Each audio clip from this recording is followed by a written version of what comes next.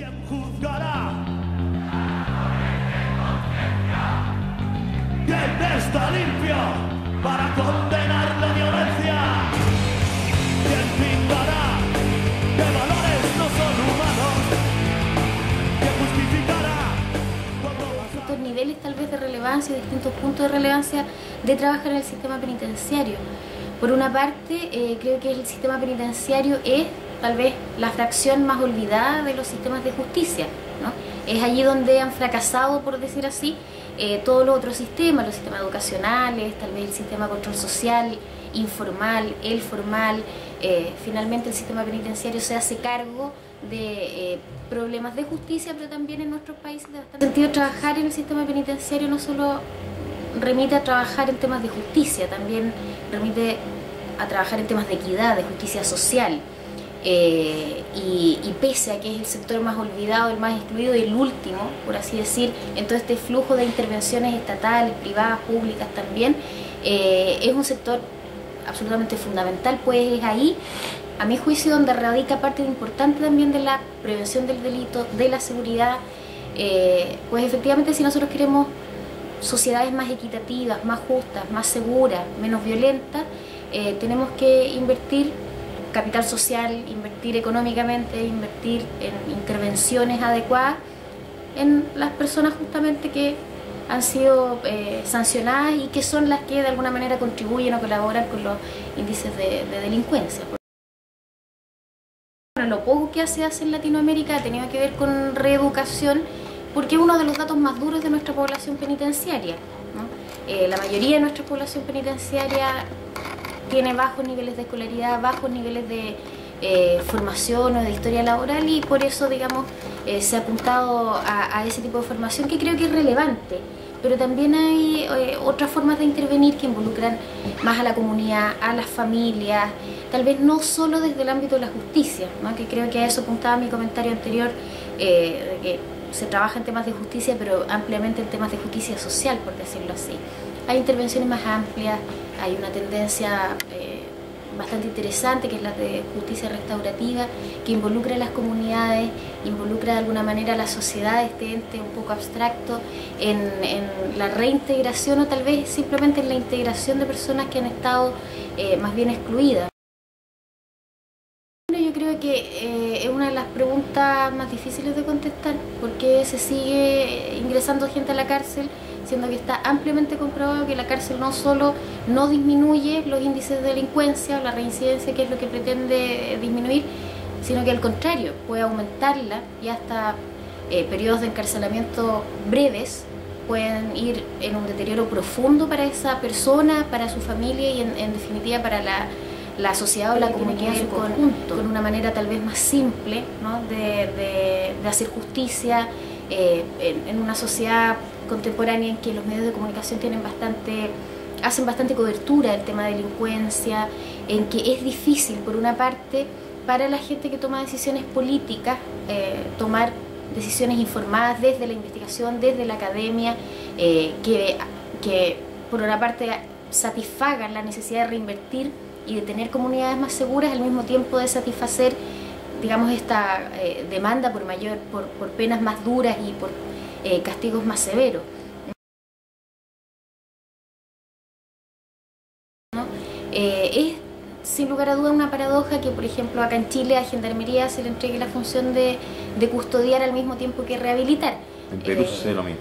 En Perú se hace lo mismo, y yo diría que uno de los elementos que caracteriza a Latinoamérica es que el personal carcelario se encarga por un lado de cuidar y por otro lado se le entrega la función de rehabilitar.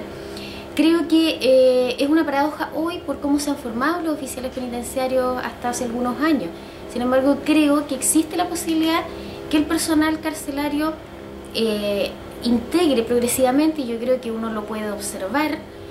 Aquí en Chile al menos hay, creo yo, elementos como para decir que se está incorporando una mirada más reintegrativa, respetuosa de derechos humanos en los oficiales penitenciarios. Creo que la clave no está en poner a los oficiales penitenciarios a cuidar a la gente, a custodiarla, y en hacer ingresar a técnicos profesionales de la ciencia social, educación, etcétera, en una función distinta de rehabilitar. Ahora, la cárcel no es un espacio de rehabilitación, muy por el contrario en estos momentos, pero sí, dentro de las posibilidades de hacer que esa vida sea lo menos dañina posible y que incluso pueda, para algunas personas puede representar una buena instancia de aprender un oficio, de terminar el colegio, o, digamos que no sea un tiempo perdido, sino que sea un tiempo provechoso. Creo que también los sistemas carcelarios, los sistemas correccionales deben incorporar necesariamente una mirada, si no bien de rehabilitación o reintegración, sí respetuosa de derechos humanos, sí pensar que esa estadía en la cárcel, la naturaleza de esa estadía en la cárcel, va a tener consecuencias necesariamente en que esa persona vuelva o no vuelva más a ese lugar también. En Chile hay, por el contrato que firmaron al momento de licitarse las cárceles, que le llamamos cárceles privadas, que en realidad son cárceles concesionadas, uno de los requerimientos era que entregaran un informe anual sobre sus resultados. Eso no ha sido tan sistemático como se esperaba, por lo tanto es difícil conocer los resultados de las cárceles en términos de reducción de reincidencia, porque ni siquiera las cárceles más tradicionales hacen ese tipo de mediciones. Creo que uno podría, y lo hablo desde una opinión no totalmente informada, debo decirlo también, no conozco a cabalidad cómo funcionan las cárceles concesionadas como para decir este tipo de evaluación o hacer una evaluación realmente fundada. Creo que ha traído algunos beneficios. ¿En qué términos? En que ha sido bastante gráfico y explícito que existen otras maneras de hacer habitable una cárcel. La cárcel no tiene por qué ser un calabozo, un espacio de sufrimiento físico y de pésimas condiciones. Las cárceles concesionadas han traído un mejoramiento en el estándar de las condiciones de vida intracarcelaria. Eso por una parte.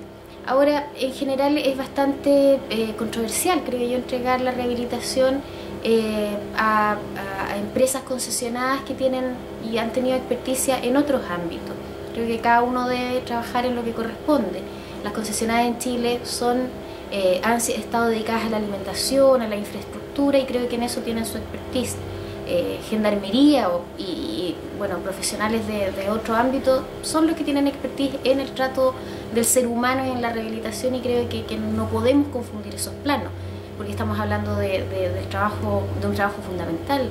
Personas privadas de libertad, personas que están en la condición de mayor vulnerabilidad, probable que una de las condiciones o situaciones de mayor vulnerabilidad en que puede estar un ser humano.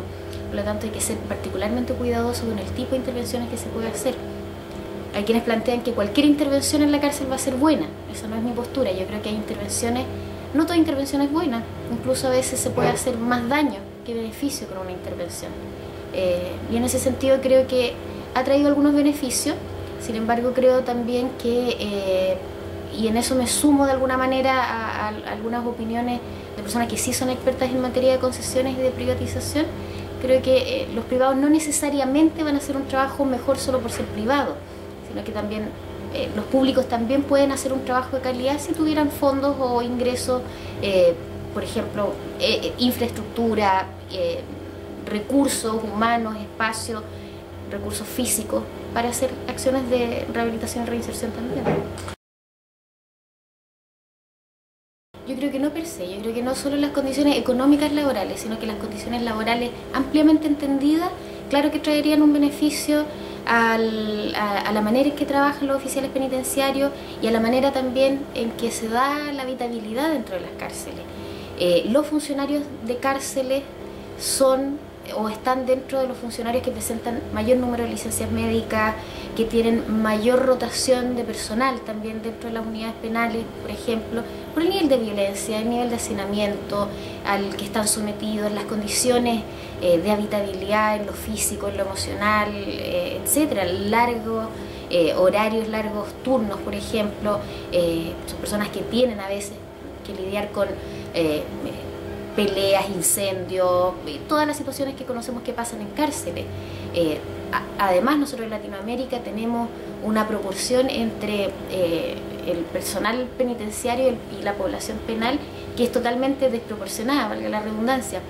Tenemos a veces, por ejemplo, acá en la penitenciaría o en algunas cárceles acá en Chile, un oficial penitenciario resguarda 150, 200 personas, lo que está lejos de los estándares internacionales en materia carcelaria, que señalan que sería más o menos 4, 8 personas por oficial, un número dentro de la de mediana, de la cárcel de mediana, con población de mediano involucramiento delictivo sería más o menos adecuado. Entonces sí, yo creo que el mejoramiento de condiciones laborales es fundamental.